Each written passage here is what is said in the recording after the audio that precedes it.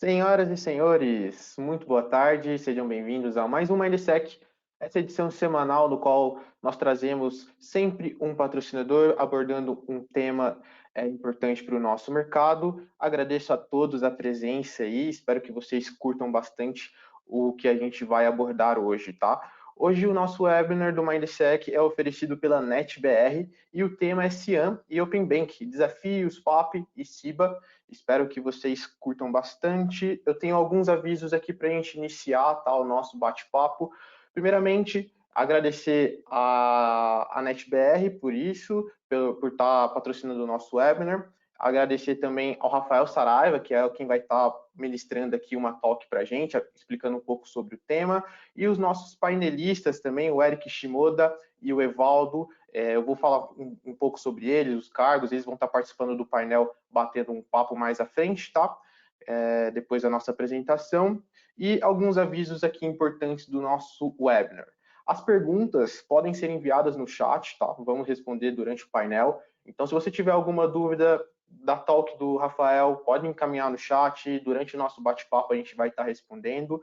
E a gente vai deixar o link de cadastro para o sorteio. A gente sim vai ter um sorteio, todo webinar tem um sorteio. O sorteio de hoje é bem legal, bem interessante. Então, a gente vai deixar o link aí no chat. Se inscrevam, tá? O link vai estar ali por volta da... vai estar liberado agora e também a gente vai soltar por volta das 6h40. O sorteio de hoje são 3 vouchers de R$100 do iFood no final do webinar. A regra do sorteio são as mesmas de sempre. Assiste o webinar até o final, esteja presente aqui durante o sorteio e faça a inscrição no link que a gente está divulgando, tá?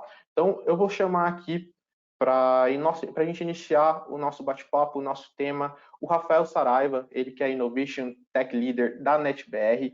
Ele vai falar um pouquinho sobre Cian e Open Bank, seus desafios, FAP e CIBA. Por favor, Rafael, seja bem-vindo ao Mindsec. Tudo Obrigado, jóia, meu João. caro? Como você Tudo está? jóia. Perfeito. É verde. Tá com Chroma aqui aí, né? Eu tô com Mas Chroma, mas o GoToWebinar não gostou muito da façanha. sem problemas, sem problemas. Cara, eu vou deixar você, tá, apresentar todo o seu conteúdo. Muito obrigado mais uma vez e a gente se vê em breve. Valeu, carinha. Até daqui a pouco. Vamos puxar a apresentação. A pergunta de $1 bilhão, vocês conseguem ver minha tela? Beleza. Então, gente, boa noite. Meu nome é Rafael, sou Tech Lead de inovação na NetBR. A ideia hoje é falar um pouquinho só sobre os desafios entre Cian, Open Banking e tudo que está relacionado no meio. Então, vamos brincar um pouco aqui. O que acontece? Falando principalmente desses dois assuntos, você não pode começar por Open Banking sem pensar em Cian. Então, de Cian, a gente tem algumas características que você precisa levar em consideração quando você está ou pensando em implantar um Cian ou escolher um Cian. Ele é composto normalmente de alguns pedaços ali, algumas funcionalidades que vão fazer parte ali do seu ecossistema. Primeira coisa é que todo mundo lembra logo de cara é o segundo fator de autenticação. Então, quando pensa em Cian, às vezes já vem o segundo fator logo de cara, mas isso é um pedacinho de uma grande equação. O segundo fator de autenticação ele é importante para você fazer revalidações do usuário.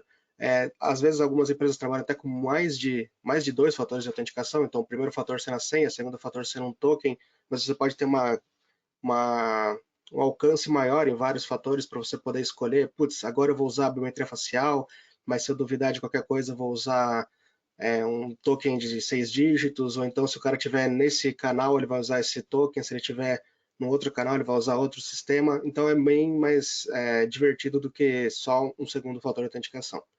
Junto com ele normalmente está associada a parte de sign-on, que normalmente a gente sempre conhece no mundo corporativo como single sign-on, mas isso é, na verdade, a mesma tecnologia usada para o mundo externo.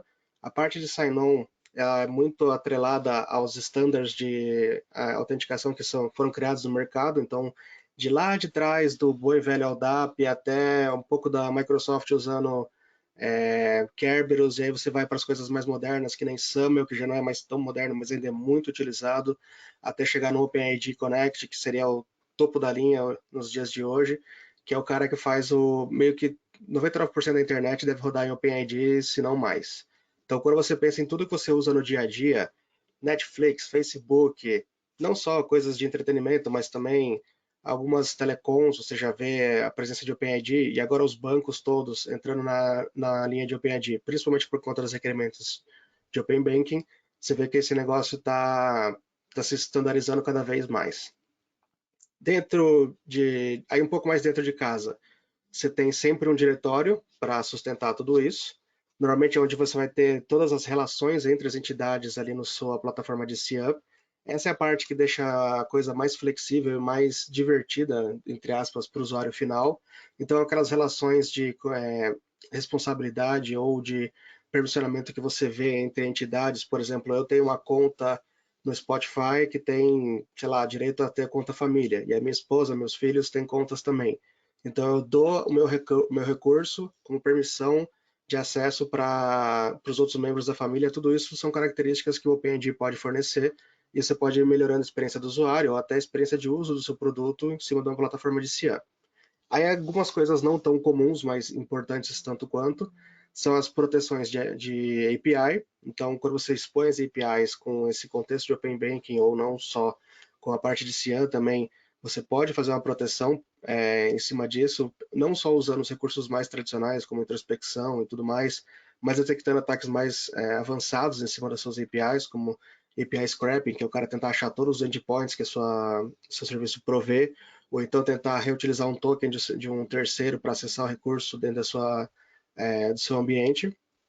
Validações de payload, que seria em cima de Access Security, que é você analisar o contexto da transação e decidir se aquilo é de risco ou não, baseado em, de repente, um valor monetário dentro do payload, ou então da origem da transação ou algo assim. E a parte de Data Governance, que vai muito em cima de GDPR, mas não limitado a LGPD, entra do mesmo jeito e tudo mais, que é você proteger os dados dos usuários que vão estar centralizados ali na plataforma de CIAM, você garantir a privacidade dessas informações, assim como em qualquer outra plataforma do parque. A parte mais importante de se entender hoje é que CIAM e Open Banking eles estão muito amarrados. Na verdade, se você parar para pensar, todas as tecnologias usadas em Open Banking elas já existiam no contexto de CIAM, mas agora você tem meio que um conjunto de melhores práticas. Seria um caminho a se seguir para você implantar o Open Banking. Então, o Open Banking é um pedacinho do que um CIAM pode fazer. Você pode fazer só o pedacinho, ou você pode fazer o contexto como um todo. Isso é meio de empresa para empresa. A gente já trabalhou em projetos que você pode fazer só um pedaço do Open Banking e o cara vai fazer todo o resto em casa, ou você pode fazer a plataforma toda e tudo fica junto depois. É literalmente caso a caso. E a parte mais importante é que, assim, caso você não saiba onde você quer chegar, qualquer caminho tá bom. O mais importante num projeto de CIAM, Open Banking ou qualquer outra coisa é definir as peças, definir as pessoas e saber aonde você quer chegar com aquilo. Qual o objetivo? Então, assim, putz, vou me preparar para a fase 2 do Open Banking Brasil, porque eu quero fazer essa parte de consulta de transação lá no meu banco parceiro. Não, eu quero entrar só na fase 3, 1 e 2 para mim não é interessante. Na verdade, 1 é a mais tranquila, mas fase 2 não é interessante, mas a 3 é meu alvo porque eu quero ser uma fonte de pagamento. É sempre importante você ter esse caminho para saber aonde é a melhor parte para chegar. E aí, o que acontece? Quando você junta os dois mundos, CIAM e Open Banking, é onde você tem maior poder de fogo para se proteger de qualquer tipo de ataque ou qualquer outro tipo de situação que possa acontecer. Uma das coisas mais utilizadas é autenticação baseada em contexto. Não só autenticação, autorização também, mas depende muito da situação, qual você vai usar ou por que usar qual ou não. Mas, resumidamente, é o seguinte: você analisa o contexto daquela transação, seja uma autenticação, uma transação financeira, por exemplo, e com o contexto todo, você consegue traçar se aquilo é uma transação de alto, médio ou baixo risco.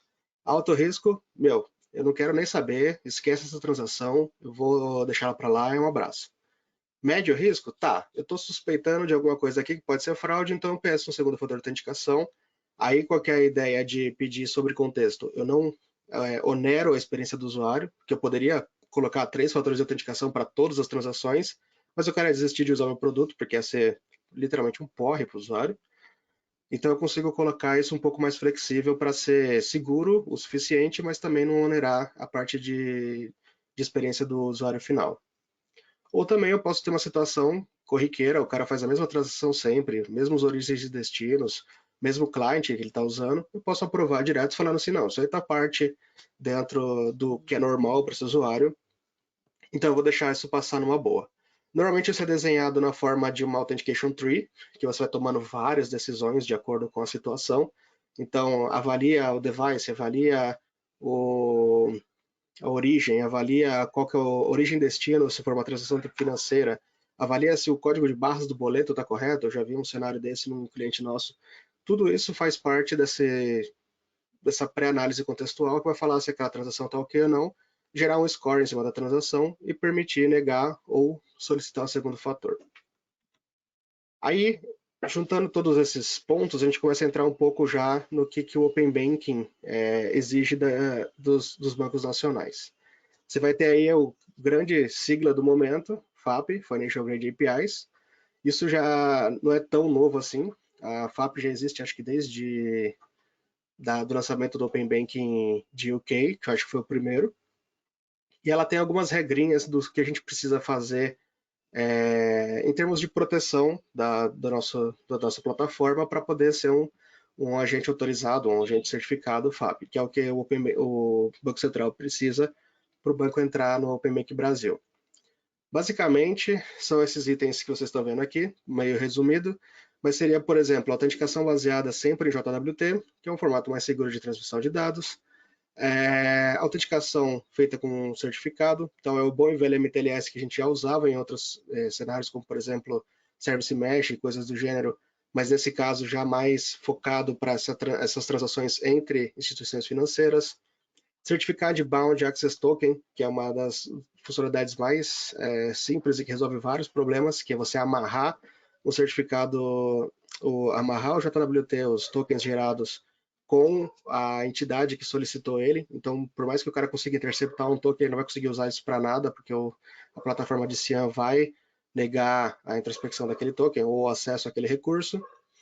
E a Securitization Response, que é o JARM, que eu acho que não é, se não me engano, não é obrigatório no Open Bank Brasil, mas seria padronizar as respostas de todas as transações também em JWT, não só transações de sistema aberto.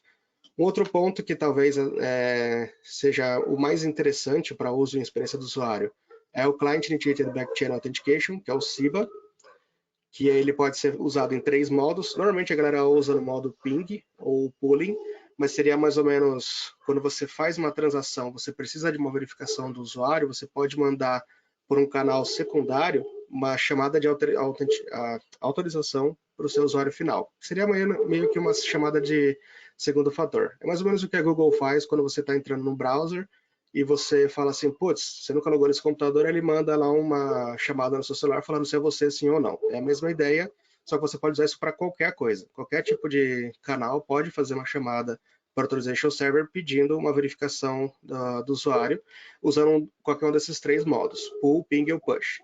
A diferença entre eles basicamente no modo pull, você fica consultando o Authorization Server de tempos em tempos, falando assim, cara, já está pronto, o cara autorizou, até que você tenha uma resposta. No modo ping, você manda uma solicitação, o Authorization Server te manda uma notificação falando, cara, foi autorizado, e você volta no Authorization Server para pedir um token de acesso para fazer a operação que você estava iniciando na fase anterior. E o push é a mesma ideia, você faz uma autorização e espera uma notificação, mas na notificação já vem o Authorization Token direto, você já consegue sair usando dali para frente. Então é basicamente isso que a gente vai discutir no painel logo a seguir. Por enquanto, muito obrigado, pessoal. Eu acho que eu consegui usar exatamente o tempo que me deram, o que é raro. E qualquer coisa, é só entrar em contato.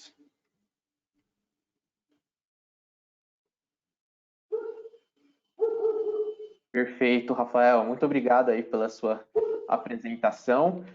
Então, agora nós vamos para o painel debater justamente esse tema aí apresentado pelo Rafael, com ele e com alguns dos nossos convidados, né? Eu chamo aqui para fazer parte desse painel junto conosco o Evaldo Balbino, ele que é Software Engineering Manager do iFood, e o Eric Shimoda, Solutions Architect do Banco Itaú, para a gente falar um pouco sobre Cian e Open Banking. Eric, tudo jóia? Boa tarde. Boa noite já, né? Porque já são 6 horas, então passou das 6, eu acho que é boa noite. Né? Boa noite. Tudo jóia? Evaldo, como vai? Boa noite, tudo bem? Beleza? Perfeito. Rafael está aqui novamente conosco. Voltei. Vamos lá. Pessoal, antes da gente iniciar o nosso painel